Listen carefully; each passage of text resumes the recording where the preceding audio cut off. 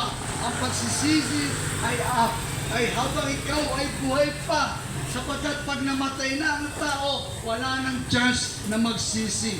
Pupunta na siya sa heaven or sa hell. Kaya mga kapatid, mapalad kayo, binanggit namin ito sa inyo.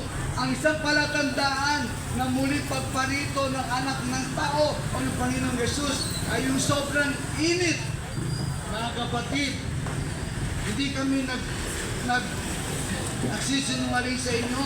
Kayo mismo nakakaranas din ng matinding init. Di po ba? Kaya di nyo pwede sabihin sa inyo, sa amin nagsisinungaling kami sapagkat kayo mismo nakakaranas ng matinding init. Isa sa palatandaan na Jesus is coming soon ay yung matinding init na nararanasan natin sa lupa. At yung palatandaan ni Noah, yung malalakas na bagyo, mga kapatid.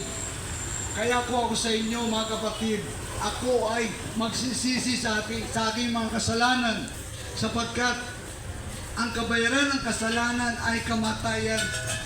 Mga kapatid, kapag napakinggan mo na to at patuloy ka sa pagkakasala, kapatid, baka wala ng second chance na ibigay ko sa iyo ang Diyos.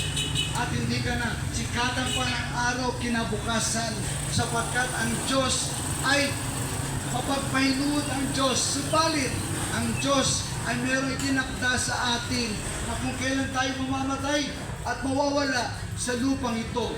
Kapatid, hindi mo hawak ang oras mo, hawak ng Diyos.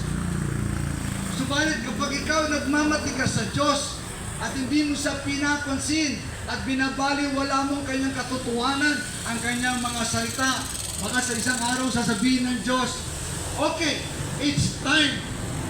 Hanggang dito ka na lang. At hindi ka na makapagsisi. At itatapong ka na ng Diyos doon sa hell. Kapatid, ikaw din ang kawawa. Amen. So sa mga oras na to, ay nais ko pong i-lead kayo sa pananalangin. Manalangin po tayo, mga kapatid.